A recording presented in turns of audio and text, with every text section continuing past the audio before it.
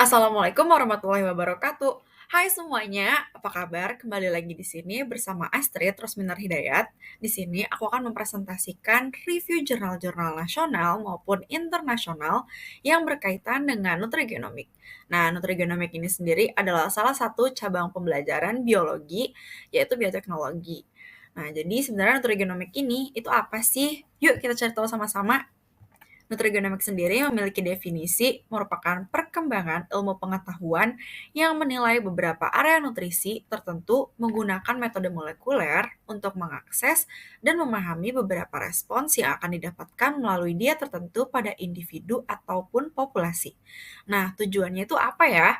Jadi, nutrigenomik ini memiliki tujuan untuk menentukan kesesuaian nutrioma seperti kombinasi asupan nutrien yang utamanya dengan status genom yang diturunkan atau didapat kemudian sehingga dapat memelihara genom, seekspresi gen, metabolisme, dan juga fungsi sel. Terus kalian penasaran kan pasti gimana sih cara kerja nutrigenomik? Nah, nutrigenomik ini sangat amat keren. Jadi dia bekerja dengan berhubungan dengan genetik. Nah, dia sendiri kan berfungsi untuk menjelaskan bagaimana komponen diet tertentu atau komponen bioaktif yang dapat memengaruhi ekspresi gen melalui ikatan dengan faktor transkripsi. Nah, faktor transkripsi ini kemudian berinteraksi dengan elemen yang dapat menempel pada RNA polimerase sehingga dapat mengubah aktivitas atau ekspresi gen. Perubahan ini dapat bersifat menekan atau meningkatkan ekspresi gen sesuai karakteristik individu. Nah, di bawah ada gambarnya. Di situ kita bisa lihat kalau transkripsi ini dia berinteraksi dengan elemen yang dapat menempel di RNA polimerase. Itu ada nutrigenetics, kemudian berhubungan ke epigenomics dan transkripsi. Jadi dia berhubungan juga dan dapat mengubah phenotype. Nah, ini akan kita bahas di slide selanjutnya. Terus, apa itu interaksi nutrisi dengan genetik atau nutrigenomik? Jadi, kita ini sebagai individu pasti ada perkembangan dari otak. Nah, nutrisi itu juga berhubungan dengan otak, karena di otak ini juga banyak genetik. Nah, kemudian salah satu interaksi hasil dari nutrisi yang digunakan ke otak itu adalah nutrigenomik, berfungsi untuk membantu bagaimana nutrigenomik ini biar bisa berjalan dengan lancar dan bisa diaplikasikan di dalam tubuh. Nah, nutrisi ini mempengaruhi modifikasi fenotip melalui berbagai target molekuler, termasuk asam deoksiribonukleat atau ADN, asam ribonukleat atau ARN, protein, dan metabolit. Nah, jadi kalau misalkan nutrisi kita terpenuhi, otak kita juga baik dalam perkembangannya, nah kita bisa menggunakan dan memanfaatkan untuk nutrigenomik. Kemudian, nutrigenomik itu kondisi bagaimana lingkungan individu dapat mempengaruhi respons terhadap diet. Nah, sebagaimana kita ketahui, respon-respon apapun itu yang berhubungan dengan tubuh kita, dengan organ kita, dengan badan kita, itu pasti ada hubungannya dengan otak. Makanya kenapa otak yang baik, yang berkembang dengan baik, itu juga perlu dan membutuhkan nutrisi yang sangat amat baik dan harus dipenuhi. Nah, kemudian nutrigenomik ini bisa mempengaruhi respons terhadap diet. Jadi, mengakibatkan perubahan fenotip individu mulai dari tingkat sel sampai sistem organ sebagaimana terdapat pada gambar yang ada di sini. Kemudian, kita bahas salah satu penyakit yang berhubungan erat juga dengan nutrigenomik. Nah, ini dia penyakitnya, yaitu penyakit kardiovaskular. Nah, kenapa penyakit kardiovaskular? Karena penyakit kardiovaskular sendiri itu adalah salah satu penyakit yang mudah diturunkan atau didapat karena pengaruh dari faktor keturunan. Nah, jadi mutasi pada gen-gen tertentu dapat mempengaruhi kemampuan tubuh dalam memproses kolesterol. Contohnya ini dia, kondisi familial hyperkolesterolemia. Nah, familial artinya keluarga, hyper artinya berlebihan, kolesterol ya kolesterol itu sendiri.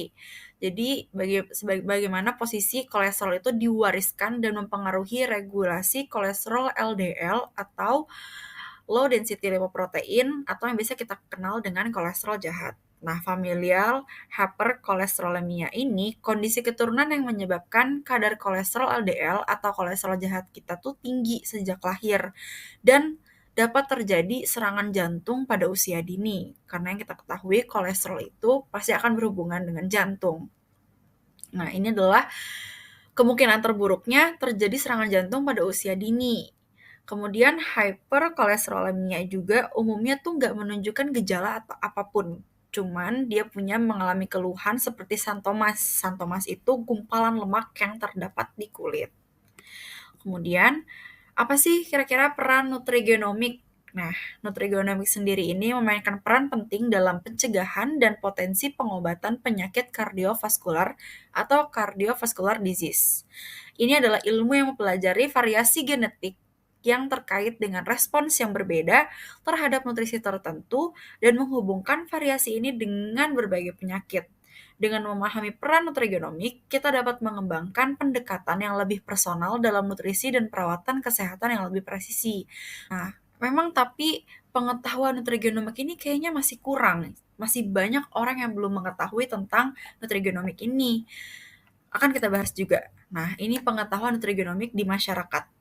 Jadi lebih dari separuh masyarakat memiliki tingkat pengetahuan rendah, yaitu 51,7%, dan minat rendah sekitar 55,4% terhadap pelayanan gizi berbasis gen di Indonesia.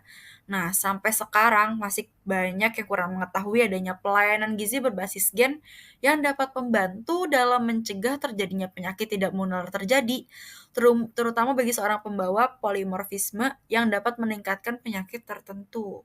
Terdapat hubungan antara tingkat pengetahuan dan minat masyarakat dengan pelayanan gizi berbasis gen di Indonesia.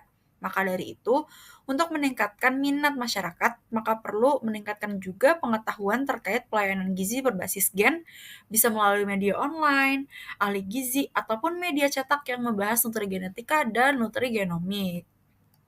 Nah, karena nutrigenomik ini juga bisa terbilang baru dan masih belum banyak yang tahu, jadi pasti ada tantangan yang dialami oleh tenaga kesehatan dalam melakukan tes nutrigenomik ini. Nah, kira-kira apa ya?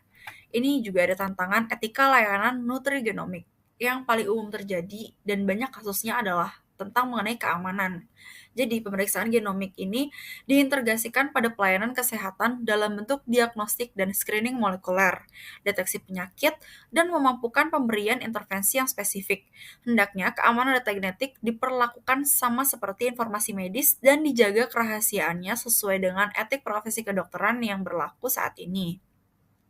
Pemeriksaan seluruh genom dapat menampilkan analisis komprehensif dari satu individu dengan kelemahan berupa penemuan data sekunder yang awal tidak direncanakan dan penemuan data-data yang tidak bermakna secara klinis. Kemudian pasien juga memiliki hak atas data genetik mereka sehingga mereka harus mendapatkan perlindungan data privasi mereka yang diwujudkan dalam informed consent awal pada setiap hubungan hukum yang melibatkan diri mereka. Kemudian yang kedua ada dampak psikologis bagi klien dan keluarga. Nah, pembukaan hasil pemeriksaan genomik sendiri itu berpotensi menghasilkan dampak psikologis dan kecemasan kepada klien dan keluarga. Mungkin ada keluarga atau klien yang sebenarnya tidak mengharapkan hasil itu ada penyakitnya. Jadi kurang bisa menerima dan bisa membuat mentalnya down. Resiko dampak psikologis juga perlu disampaikan kepada klien dan keluarganya sebelum dilakukan pemeriksaan genomik. Jadi pasti pasien itu dan keluarga berhak mendapatkan edukasi mengenai resiko dampak psikologis ini. Maka dari itu, tenaga kesehatan juga perlu berhati-hati dalam menyampaikan hasil tes dan memberikan edukasi yang tidak menimbulkan kepanikan terhadap klien dan keluarga, namun dengan harapan klien dan keluarga tetap sadar akan kerentanan hasil tes. Nah, berikutnya ada implikasi terhadap tata laksana pasien. Nah, ini juga banyak banget tantangannya, yaitu implikasi terhadap tata laksana pasien. Nah, jadi perkembangan nutrigenomik ini penerapannya dengan menggunakan rekomendasi nutrisi dari sisi kesehatan menjadi lebih sulit. Pengaruh nutrisi pada kesehatan masyarakat berusaha untuk mendorong gaya hidup yang memenuhi kebutuhan dan nutrisi sebagian besar populasi, sehingga pedoman yang dibuat saat ini kebanyakan itu berdasarkan populasi. Sedangkan studi atau prinsip nutrigenomik menemukan bahwa konsep satu ukuran cocok untuk semua itu tidak dapat digeneralisir kepada semua individu.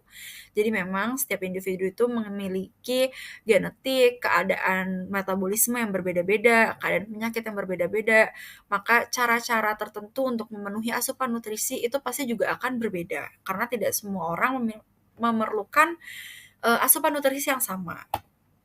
Kemudian ada peran ahli gizi dalam memberikan pelayanan gizi berbasis gen. Nah, di sini adalah peran ahli gizi yang sangat penting, memberikan saran atau memberikan penyuluhan seperti bahan makanan apa saja yang perlu ditambah atau dikurangi, memberikan arahan kepada pasien, menentukan pola makan pasien sesuai dengan genetiknya, dan apa yang perlu dihindari dan diperhatikan agar terhindar dari penyakit. Nah, banyak juga penelitian yang mengungkapkan bahwa peran petugas gizi dalam memberikan edukasi, motivasi, dan konseling kepada pasien dan keluarga itu sangat penting, karena hal tersebut merupakan salah satu cara untuk mempercepat proses pemulihan pasien. Selain itu, dapat membantu pasien untuk mencegah penyakit, terlebih jika penyakitnya itu menular, itu akan bisa menekan laju penularan penyakit tersebut. Terima kasih banyak semuanya. Sekian presentasi saya mengenai nutrigenomik. Semoga dapat dipahami dengan mudah dan menambah wawasan penonton. Terima kasih atas perhatiannya. Wassalamualaikum warahmatullahi wabarakatuh.